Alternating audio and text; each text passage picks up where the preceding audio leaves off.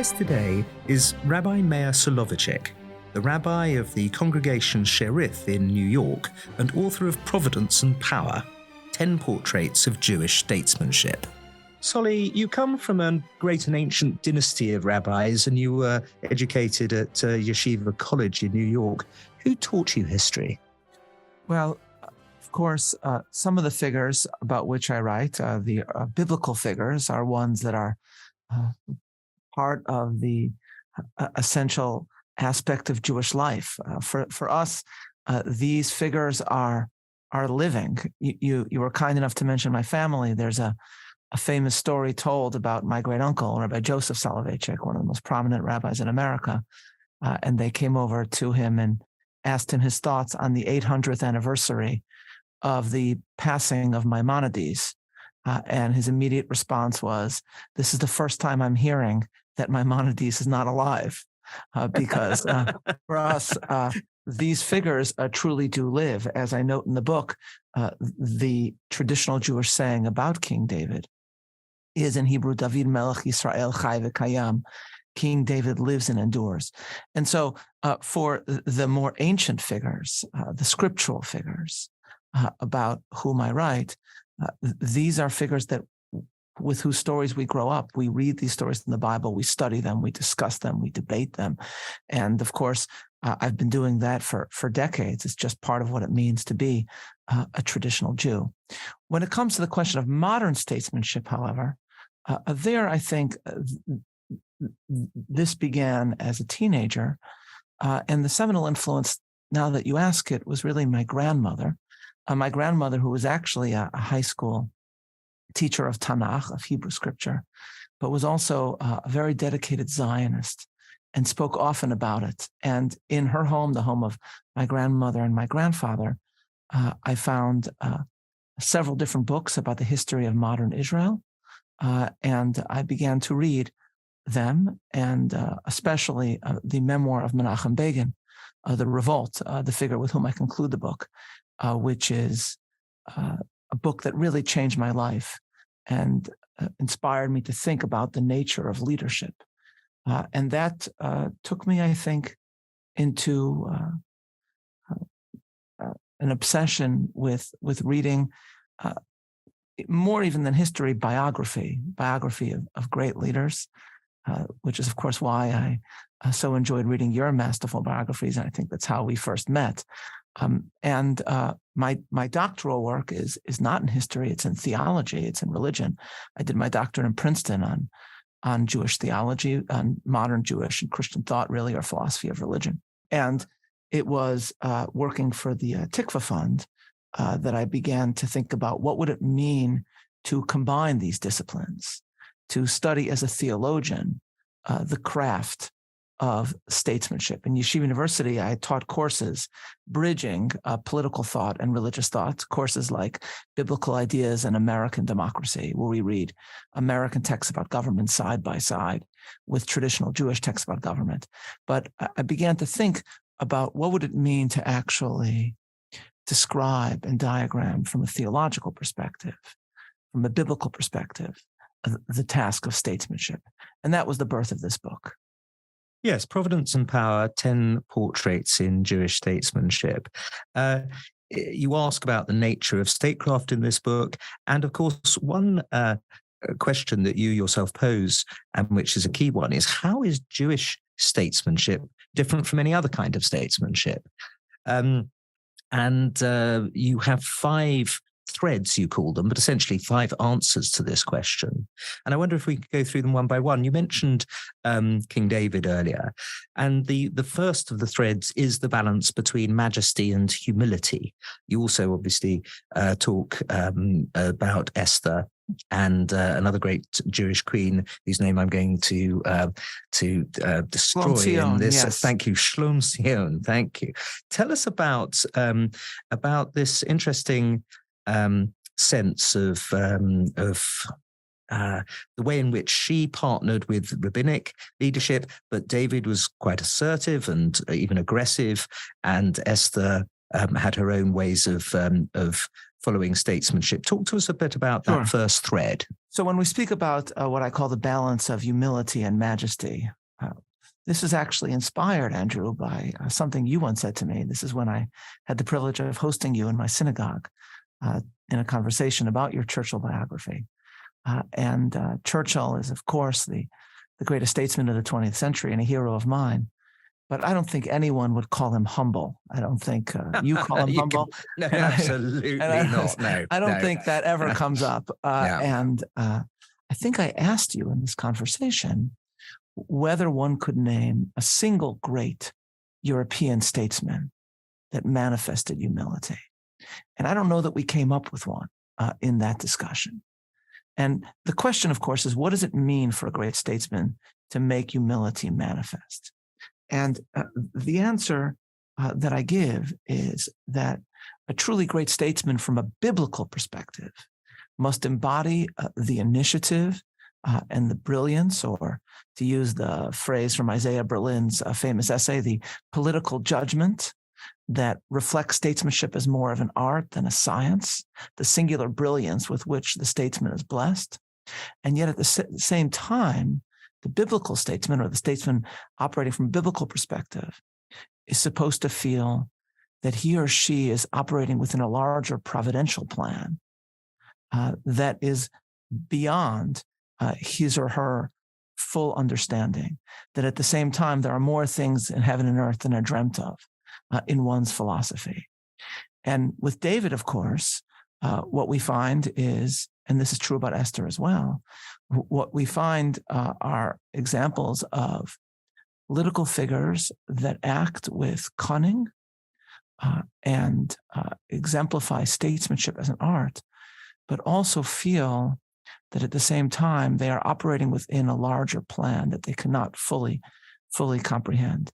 If you read the Psalms, it's not clear when David is describing actions that he himself chose and when he's describing himself as almost a pawn in God's providential plan. When I was asked originally, when we were conceiving of the book, I was asked by the publishers, by Encounter, if I would suggest a photograph for the cover. In the end, we didn't go with a photograph. But there's a photograph taken of Menachem Begin at Camp David playing chess with Zbigniew Brzezinski, just to take a break. I think hilariously, it was assumed that Begin and Brzezinski would have a lot in common because they were both from Poland, which is, and I think it was Menachem Begin's chief of staff that quipped that in the end they were poles apart. But of course the photograph stands out because chess. We often use metaphors from chess to describe diplomacy, to describe statesmanship. And as I argue in the book, a true statesman must from the biblical perspective, simultaneously plays three-dimensional chess while feeling himself or herself a pawn in God's heavenly hand. And this is singular to biblical statesmanship, though I think the one statesman outside Jewish history that truly embodied this, a combination of both brilliant, bold, independent action and the humility that I describe, was Lincoln, which is why my one disagreement with you, Andrew, would be to cite Lincoln rather than Napoleon as the greatest statesman of the 19th century. Because again, I don't think, even you would say, I don't think Napoleon embodied humility either of his. No, certainly not. No. Do you think Esther was considered herself to be a pawn of God's? Yes, because at the turning point in the book comes in the book of Esther, is where Mordecai, when the decree against the Jews is the decree of genocide is declared, Mordecai comes to her and says, what you need to do is to go into the king's throne room and weep and wail and ask for mercy. And Esther does two things in that moment. First, she rejects Mordecai's plan and comes up with her own. And that plan, because she senses that just as if she had been Stalin's wife and came into Stalin and said, I've been hiding my identity from you the whole time. I'm actually a Jew, and I've been fooling you to this moment. It would have just ended with her certain death. And instead, she needed to play on his paranoia within the reality of the court in order to in order to allow for her people to triumph. And yet at the same time, what she says to Mordechai is, gather all the Jews in the capital, let them fast for me and pray for me, because I really feel that even as I act, I'll only act after a 3-day fast and after 3 days of prayer, because I feel myself in God's hand at this very moment. And so what you don't see is sort of what Churchill writes the night he becomes prime minister, that, he slept soundly because he was just happy to be in control. That's singular to Churchill's greatness, and I don't take away from it. But it's not something that you find with true models of biblical statesmanship in the same way. I'm glad you mentioned that you were the rabbi of the congregation Sheriff in New York City, because it's the oldest Jewish congregation in the United States. And that, just the sheer history of that, your wonderful synagogue, it exudes history in every brick. How do you feel that might affect your job, working in a place that is just so historic? Oh, yes. Oh, constantly, Andrew. I'll remind you that when I gave you a tour of the synagogue, and so I was telling you how the story was bound up, with the story of the arrival of Jews in New Amsterdam in 1654, and then, of course, the American Revolution. And I mentioned to you that while most of the synagogue were supporters of the revolution, there were very few members that were Tories, and that their families were still in the synagogue, but they had hidden it. And then I told you that I had exposed their shame, and you quickly responded and said, "It's not shame; they were great patriots." I tell that story. I tell that story to this day. But of course, Andrew, the truth is, while there may be communities and synagogues in Europe that stretch back further than 1654, nothing in the United States comes close. And our members of our congregation interacted with Washington. Members of our congregation had to decide what to do when they were celebrating on Passover and they suddenly heard that Lincoln was assassinated. I walked into my office, one of my first days on the job, and I found on the shelf that had been left was an elegy that the congregation had composed following the death of William Henry Harrison after a month after being sworn in as president. Today, no one thinks of William Henry Harrison. But at the time, when you look at it through their eyes, this was terrible because it was the first time a president had ever died in office. No one knew exactly what the status of the vice president was. No one knew what sort of transition would take place.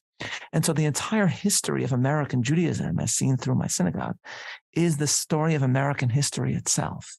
And of course, for me, who's so fascinated with history and such a loyal devotee of the story of the American idea, it's quite marvelous, and it figures in so much of what I do and say in the synagogue and outside of it. On to the second of the threads that emerge about how Jewish statesmanship differs. There's a central paradox, isn't there, that for 2,000 years there's been no state to enact this statesmanship. Talk to us about the nature of Jewish nationhood and its protection, and what some of these 10 statesmen did to ensure that. So the reason why I think that there's been so little study of Jewish statesmanship, the reason why, and this is part of my motivation to writing this book, that there is a Jewish version or Judaic version of Plutarch's Lives, for example, it is in part because it's often assumed that there can be no Jewish statesmanship for 2,000 years of Jewish history because the Jewish people did not have a state.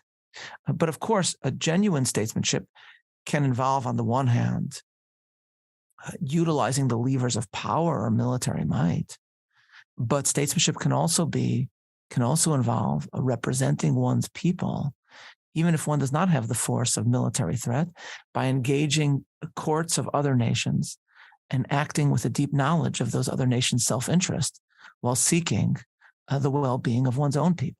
So, for example, when, if it's not too sensitive to bring up, Andrew, when Benjamin Franklin went to Paris after the revolution and sought an alliance with France militarily, of course, Franklin was not representing the United States as a military power or as a threat to France at that time.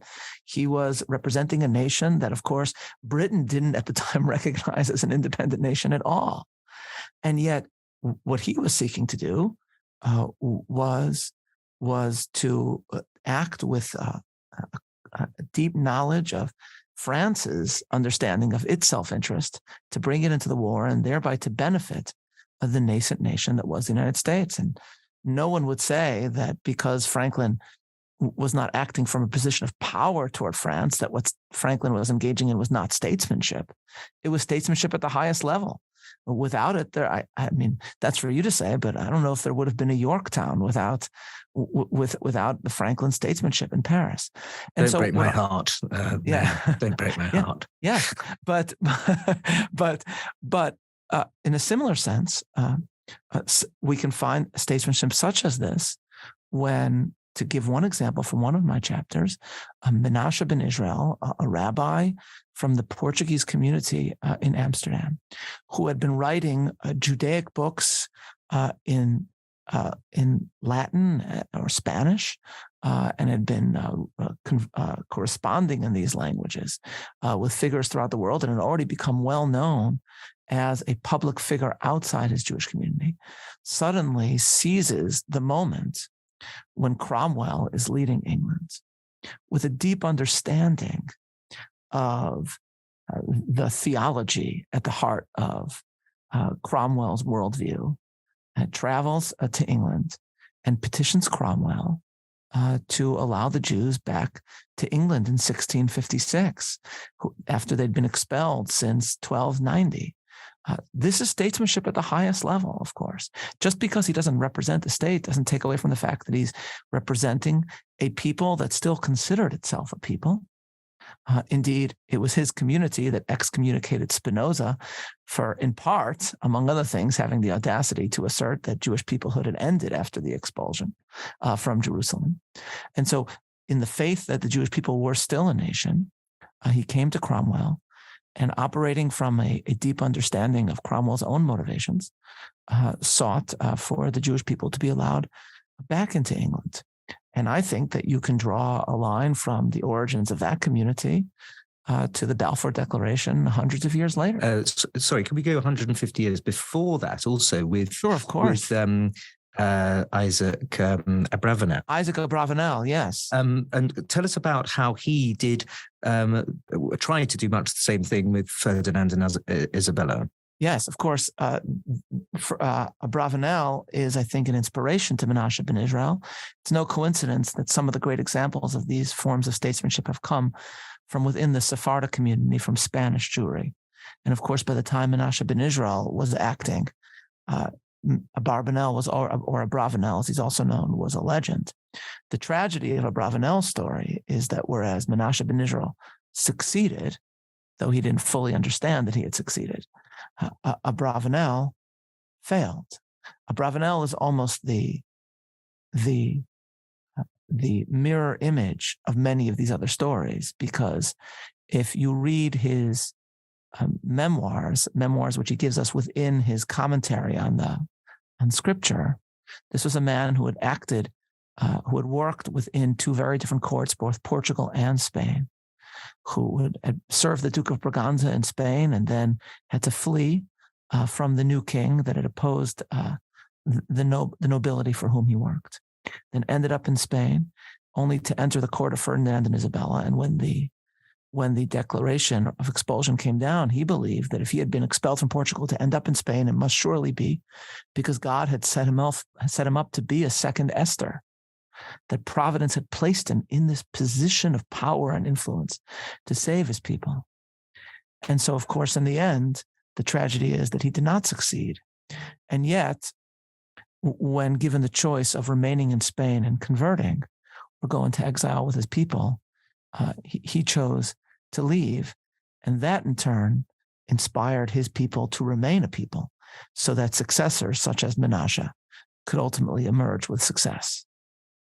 If we go back even further to Roman times, tell us about how Yohanan ben Zakkai Yes. Yochanan ben Zakkai, yes. Thank you. Prepared Israel for a national future. So Yochanan ben Zakkai is the mirror image of Josephus. Josephus, of course, is known as one of the few very few survivors of Yotvat, which he defended originally against the Romans, and he essentially surrendered to the Romans and then reported on the rest of the war from the Roman side. Yochanan ben Zakkai, in contrast, also fled a doomed Jerusalem right before it fell, but received permission from the Romans for both the political leadership of rabbinic Judaism to remain intact. At that point, the Jews were led by a rabbi that was descending from the house of David. So rather than seize leadership himself, he retained the Davidic dynasty. But he also established an academy in Yavne in the Holy Land, so that rabbinic Judaism could endure. And he set up a number of ordinances that both remembered Jerusalem in ritual and allowed Jews to retain the hope and the faith that one day Jews would return to Jerusalem. Perhaps the once most famous British historian, but not nearly one that I like as much as you, Andrew. Toynbee famously described Yochanan ben Zakkai as creating a fossilized form of Judaism. And as I argue in the book, drawing on the arguments of those who have come before, including the late great Irish-Israeli diplomat Yaakov Herzog, who famously debated Toynbee in Canada. What Yochanan ben Zakkai created was anything other than a fossilized form of Judaism. He helped a nation to live and to endure, so that even as many secular Zionists gave no credit to Yochanan ben Zakkai in describing the statesman that brought modern Zionism about, in the end, as I put it in a title of an essay in mine and commentary, we have to recognize what Zionists owe Yavne. Ultimately, there is a line to be drawn between Yochanan ben Zakkai and the birth of the modern Jewish state. And that brings us on to the third, nicely brings us on directly to the third of the threads, which is this concept of keeping alive the dream of sovereignty. So you mentioned earlier the Balfour Declaration, which of course Louis Brandeis was key in promoting. Yes. After November 1917. Tell us about him and also Theodor Herzl and the importance of these two in keeping the dream alive. Yes. So Herzl and Brandeis are in the book, and in a certain sense to play a very different role, because these are two leaders that came from a background of very, very little Judaism. Brandeis never observed Yom Kippur, and I think he and his brother would send to each other Christmas hams around Christmas time, which is maybe the least Jewish present you could say. Theodor Herzl, after he was already planning all of his activism regarding the Jewish state, was visited by the chief rabbi of Vienna, and the chief rabbi, originally excited about Herzl's project, found to his shock that Herzl had a Christmas tree in his home in Vienna. So they came from very, very little Jewish background at all. In a certain sense, and we can talk about this separately if you like, Andrew, but they are very different than another figure that I discuss, who also, it would seem, comes with very little Jewish background, and that is Benjamin Disraeli. We'll be coming on to him. We'll come to that in a minute, because, of course, Disraeli always retains a certain memory of his Jewish background. These two come from nothing, and yet their stories. The case I make is that they operated both with a deep understanding of the potential of politics to achieve their goals. Especially Herzl, who was not the first Zionist, but was the first to truly understand that if Zionism truly wished to achieve its goals, it needed to create statesmen. It needed to create it needed to create political bodies like the Zionist Congress, so that he or Chaim Weizmann could go in the court of kings and popes and the offices of prime ministers and foreign ministers and act as if they represented a political entity. And yet their story is so unlikely, Andrew, so unlikely, that it is, I think, one of the greatest arguments for providence in our time. The story of Theodor Herzl makes no sense. He comes out of nowhere. He writes a pamphlet that changes the Jewish world at the end of the 19th century. He gives them the political body that is necessary to achieve their aim. And then he dies in 1904, right after appearing on the scene. Sitting in Basel right after the Congress, he writes in his hotel room, "In Basel, I created the Jewish state. No one will see it now, but perhaps in 5 years, perhaps in 50 years, everyone will see it." And the state of Israel came into being essentially exactly 50 years after he wrote those words. Louis Brandeis was actually in favor of total Jewish assimilation as a prominent Jewish attorney in America. And it was only through an offhand conversation with a former secretary of Herzl that he was drawn into the Zionist movement, which placed him in a position as a Supreme Court justice to work with Balfour to lobby Wilson to support what ultimately became the Balfour Declaration. This is not a usual story. You know, I'd love your thoughts about this, Andrew. When Neil Ferguson came out with his biography of Churchill, of Kissinger, I'm sorry, I asked him, I said, is there some way of looking at this that, you know, had Kissinger not gone to serve in World War II and not met this mysterious man who mentored him about foreign affairs, is the possibility that he'd just be, you know, a modern Orthodox Jewish accountant living in Washington Heights, you know, in New York, where he grew up.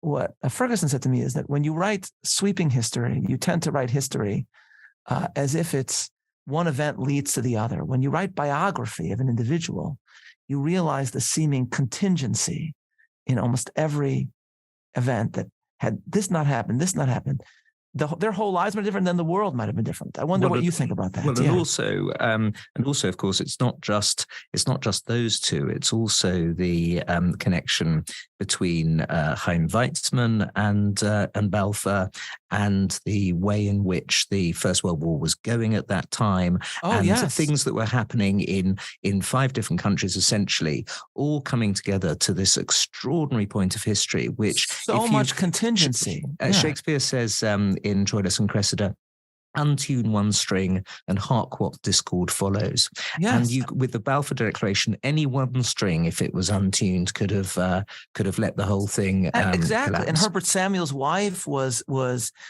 friends with the wife of the spiritual leader of the Sephardic community in London, one of the Zionist leaders, Moses Gaster, and it was they that met Mark Sykes. I mean, there's so much going on here, and if it all comes down to then this man in Washington who meets Balfour, who as late as 1905 was essentially arguing that American Jews should lose all of their public Jewishness.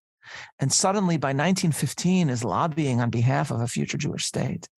The events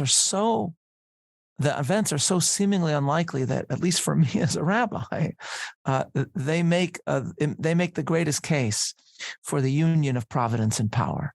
And that's why I seek to both learn the lessons of power from their lives, but also writing as a rabbi and theologian to make the case for providence as well. Which brings us on to neatly to the fourth of the threads, which is the ability of Jewish leaders to cultivate pride in Jewish faith in the face of anti-Semitism, which I think now means that we can start talking about Disraeli. Yes. Benjamin Disraeli, first of all, how Jewish was he? You know, he was Jewish up to the age of 12, but then he was baptized into the Anglican faith. And yet, even in 1847, when he writes Tancred about Jewish return, he never feels any need, even in a world dominated by aristocratic Victorian anti-Semitism, to apologize for his Jewishness. And of course, I know you're working on Disraeli right now, Andrew, if that's okay to say. I'm hoping to. Yes. Yes. And I can't say how excited that possibility makes me. I mean, this to me would be, obviously, to me, it would be the most exciting, and as sensitive as it might have been to host you in my revolutionary synagogue to speak about George III. I think to speak about Benjamin Disraeli, we'll make that happen immediately. But tell us about how Jewish he was. What do you think? So I think what can be said about Disraeli is the following.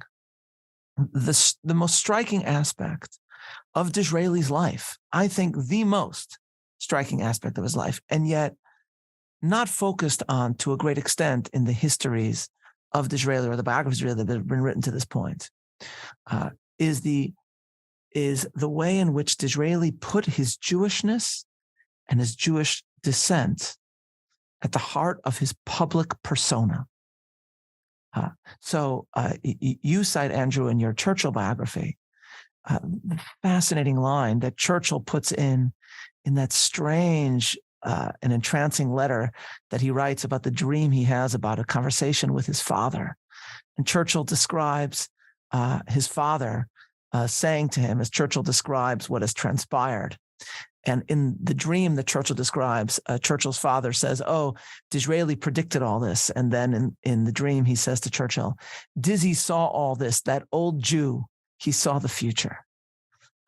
And the fact that Churchill himself that Churchill himself has his father in his dream describing Disraeli as that old Jew. Well, it was a phrase of Bismarck's, wasn't it, from the Congress of Berlin? Yeah. Yes, absolutely. Well, that's what the Bismarck's was. Der alte Jude, ist der Mann. That old Jew, he is the man, right? Which I cite at the beginning. Right. And of course, what that means is by taking that famous, and I actually cite that line from Bismarck in my first chapter. But the fact that Churchill is citing this in describing his prescience, not just his statesmanship, but his prescience, his awareness of what was to come. That, I think, is what captures what Disraeli did with his Jewishness. Because my argument is, and this is at the heart of Tancred as well, what Disraeli is doing as a public Jew is two things. The first is more strategic.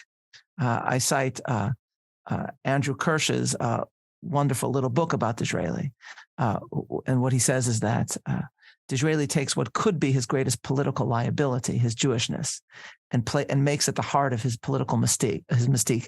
Adam calls this an act of Jew-jitsu, using your seemingly weakest aspect as your strength. So that's strategic.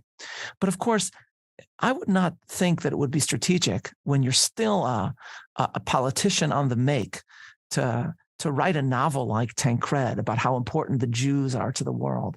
It's such a strange novel to write in general, and especially if you want to succeed in politics.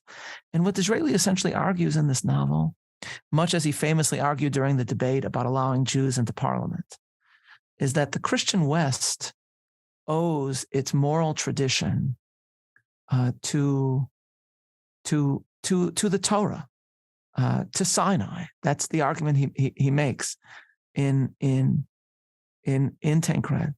And for all the seeming progress in the world during the period of the Industrial Revolution, if the West forgets what it learned from the Jews, then technology and progress will actually not involve progress at all, but it will actually produce the most terrible destruction. And that's very much and the loss of what Churchill felt, of course, wasn't it? And the loss of Truman. He says that very much so. You have in your book, Andrew, an amazing. You'll remind me of it, but it was published in the 30s, right after he wrote that essay about Moses' leadership. Churchill wrote this prediction about 50 years hence, or something like that. And he describes Zoom. He describes how we'll be able to participate in meetings. And the nuclear bomb. Nuclear bomb. Exactly. And then he says something like, and with all this technology, the modern man, I think this is his phrase, the modern man can do the most terrible things and the modern woman will support him. That's Churchill's phrase. And if you contrast Disraeli to the optimistic speeches being given at that time about progress. So, for example, the speech given by Prince Albert, at the Crystal Palace about the brotherhood of man, that now there are trains and we're achieving the connection, and the connection of brotherhood. And you see how Albert foresees a brotherhood of man in countries all effectively ruled by his descendants. And then you compare that to the great warnings of Churchill, one where he says in Parliament, totally against self-interest, where is your Christianity if not for their Judaism?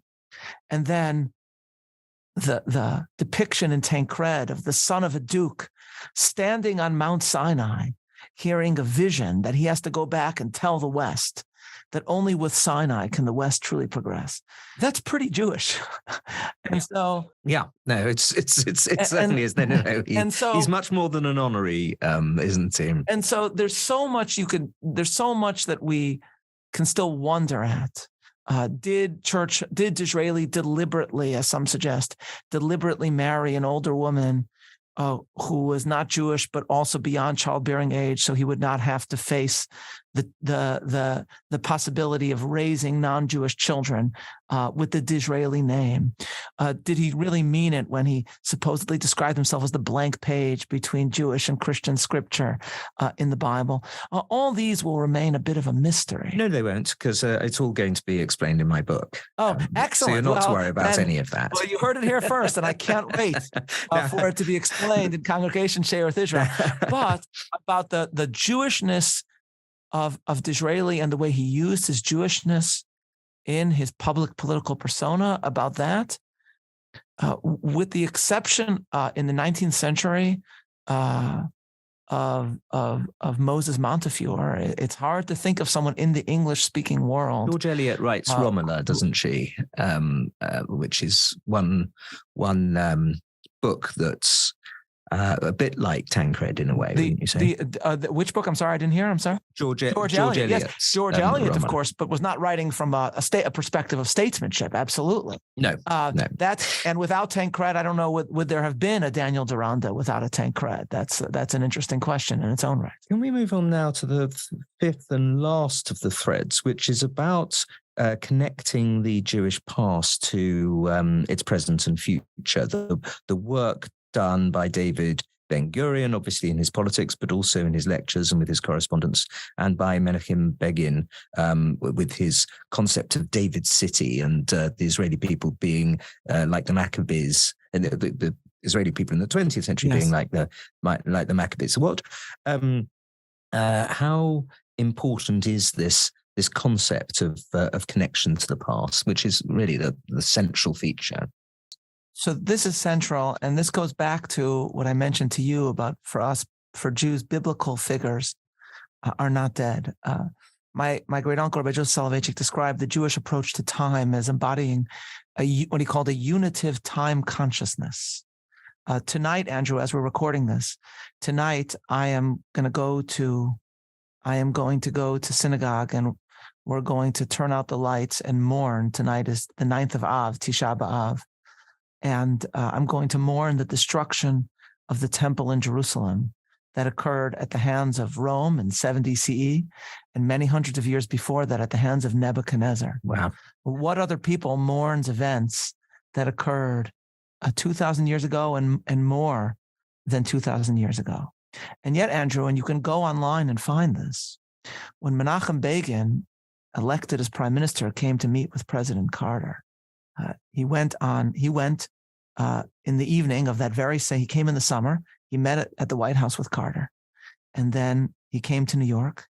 And the night of the 9th of Av, just like tonight, he went to synagogue. In that synagogue, they sat on the floor. So you have the prime minister of Israel sitting on the floor and mourning for the Jerusalem. Here you have a man who leads a united Jerusalem. and he's mourning for the destroyed Jerusalem. And then the next morning he goes on Meet the Press, and the reporter begins by reminding him, and this is extraordinary, that the last time he had been on Meet the Press was in 1948, and that one of the people on the panel had been there in 1948, the journalist. And when they interviewed him then, he was this a figure that led a very small fragment of the Israeli populace, and someone that Ben Gurion hated fiercely. And now he was being interviewed as the prime minister of Israel. So if ever there was a moment to celebrate his achievement, it was this. And so they asked him what about his conversation with Carter. And instead of focusing on himself, he said something like, well, first, let me explain what today is. And he says, today is in the Jewish calendar, the 9th of Av, when in the year 70 CE, the Roman legions, and then he gives the number, the 5th and the 12th, the Roman legions, the 5th and the 12th, destroyed Jerusalem. And he says, and since then we were in exile until we returned. And then he effectively says, and my job, for my duty, is to prevent the destruction from happening again. And I bear that in mind. It's hard to think of any statesman from any other country speaking like that. Even, I assume you're familiar with the movie Patton. Yes, Andrew, yes, of course. Which I love. And it was actually Nixon's favorite movie, I've since learned. But there's a wonderful scene at the beginning where Patton is traveling with Bradley in Morocco, and they pass one of the sites of the battle from, I think, the Punic Wars or something like that. And Patton says, George C. Scott says, pull over, right? And they pull over, and he says something like, it was here, Brad, it was here. The Carthaginians fought valiantly, but the Romans were too strong. And Bradley is looking at him like he's Meshuggah, like who talks this way? But for Jews, it's quite natural. And yet very few statesmen speak of David or the Maccabees or the destruction of Jerusalem as if it happened quite recently. How far back, Andrew, did even Churchill, who was the ultimate historian statesman, how far back did his frequent historical references reach? I think this is an interesting question. I think yes. We're talking Agincourt. Really, he did write about Alfred and the Cakes and about William the Conqueror, but his regular references were as far back as Agincourt, and that's really the furthest. The Middle Ages onwards, Yes, and so certainly not thousands of years. For Judaism, that's very recent. Yes, the Battle of Agincourt, and so. And of course, one of the striking things about Disraeli is that Disraeli understood this unique aspect. One of the most incredible scenes in Tancred is he depicts a celebration of Sukkot, what was originally the biblical harvest festival, and he describes that Jews throughout the centuries built harvest huts that they would sit in. And he describes Jews creating these huts in the slums of the city of London, which, of course, to the passersby seems ridiculous. Sukkot in October in London is not a beautiful harvest festival. It's rainy and it's wet. Who would sit outside? And he describes these sort of the cracks of the anti-Semitic cracks of people in London walking by, making fun of this harvest festival, that they're remembering the vintage of the ancient land of Israel. And then Disraeli writes something like, a people that refuses to forget its vintage will one day reclaim its vintage. That's what he writes. And in the when was Tancred published? 1850s? 1847. 1847. He writes this before Daniel Deronda, before the Jewish state, and he understood that a people that saw its ancient past as if it were yesterday had a bond with its land that was unlike any other. And how could this not, if this is at the essence of Jewish life itself, how can it not be at the essence of decisions that Jewish statesmen make? And I'm working now on, and I hope to write on this in the future, on the Begin-Sadat friendship and relationship. It's amazing. And there are moments in the negotiations that my sense is that when Begin would make references about Jerusalem to Carter about thousands of years ago, I think Carter thought he was crazy. And I think this was something that Sadat perhaps understood more about Begin than Carter, because when Begin would speak about what Jerusalem meant to the Jewish people, he was operating on a timeline that I think Jimmy Carter just couldn't understand. But it's so central to what truly excellent Jewish statesmanship is all about. And of course, you're asking, not only do I remember as a Jewish statesman what happened thousands of years ago, but if I represent an eternal people, you're asking, how will my decision be remembered thousands of years from now? Tell me, what book are you reading at the moment, Solly? So I've been rereading two different books. One is Crisis by Henry Kissinger, because this Yom Kippur marks the 50th anniversary of the Yom Kippur War. And so I have two motivations. Obviously, I need, as a rabbi, I need sermon material. That's most important, obviously. So I need to have something to talk about. But also, I would like, even as Israel will no doubt remember the Yom Kippur War and learn its lessons, I would like there to be an event in America by American Jewry remembering Operation Nickelgrass, which was the airlift, where after some delay, Nixon famously just said, get those planes in the air. And I think was probably the most important moment in the American-Israel relationship. And I think it deserves to be remembered. And so I hope to remember it there. It's very interesting you should mention Yom Kippur, because it's a very key moment in a book that I'm publishing with David Petraeus in October called Conflict. Oh, wow. It's called Conflict, and it's about the evolution of warfare 1945 to Ukraine. And Yom Kippur is a absolutely central war to how war evolves from the Second World War era through to the kind of fighting we're seeing today. Oh, wonderful! And what's the second book? The second book I'm rereading now is, and he came up, is Abigail Green's amazing biography of Sir Moses Montefiore, which is, I think, is yes. an absolutely incredible book. And well, we've had his descendant Simon Sebag Montefiore, the historian, on this. Yes, descendant podcast. of his family. Montefiore himself didn't have heirs of his family. Yes, exactly. And I assume a cousin of Abigail Green, who wrote the book. I'm assuming. Fascinating. And he would be the most important political Jew of the 19th century, were it not for the fact that Herzl seized the title in the 1890s.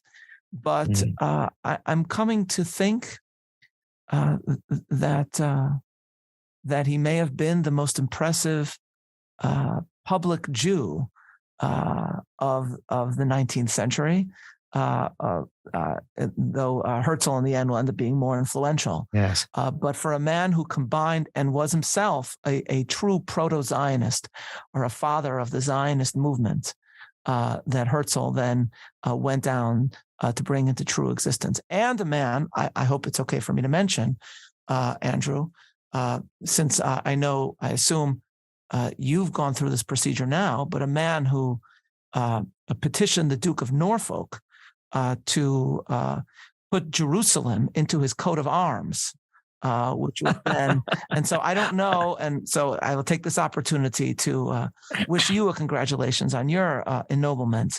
And thank you very much. I don't know what the procedure for coats of arms is right now, but I just mentioned that this was something that he did.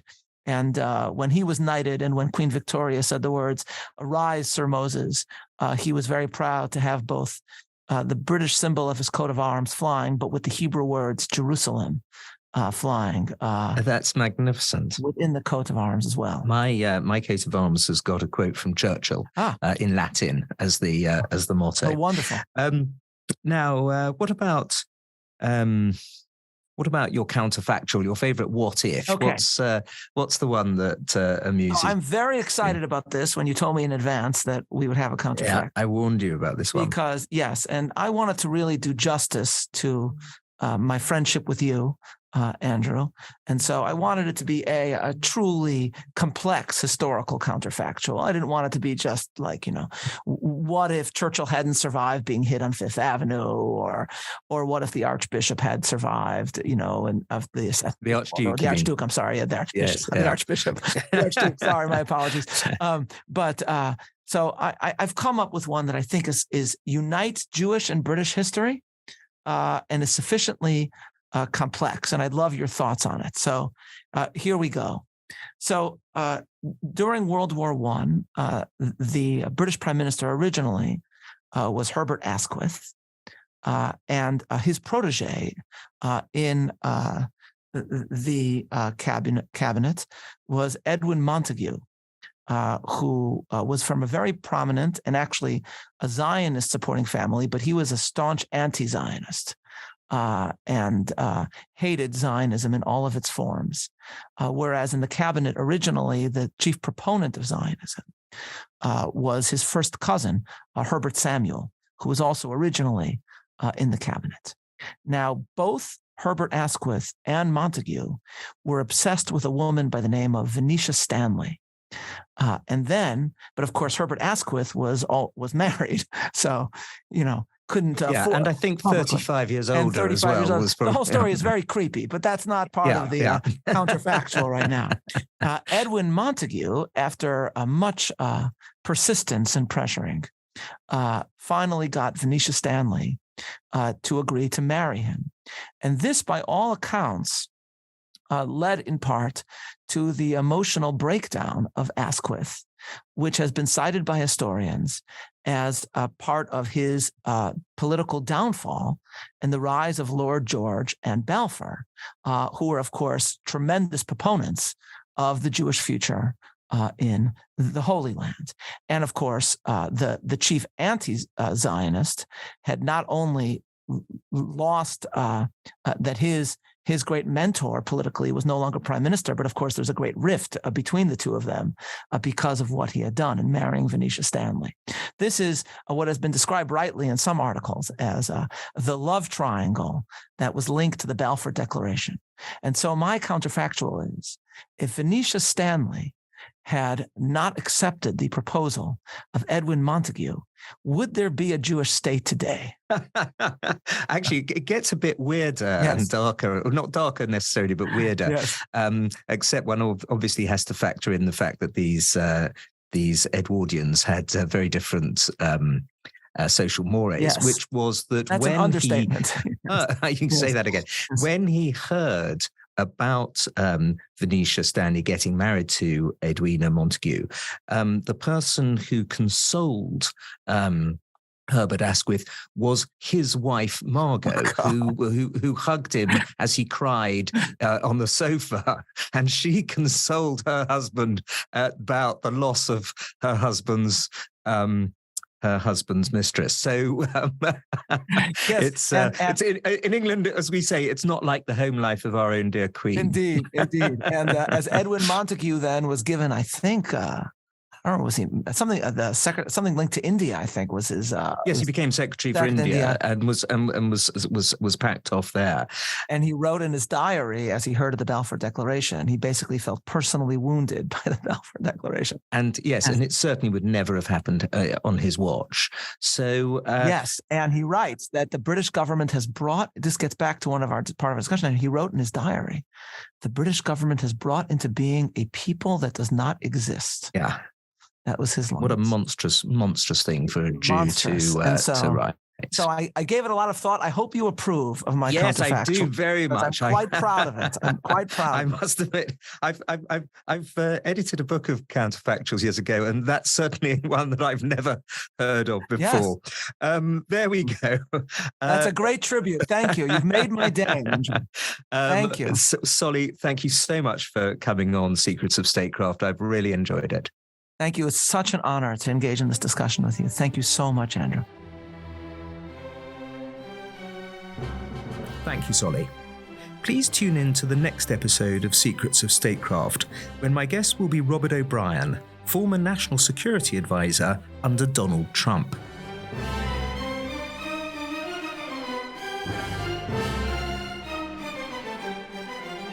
This podcast is a production of the Hoover Institution, where we generate and promote ideas advancing freedom. For more information about our work, to hear more of our podcasts, or view our video content, please visit hoover.org.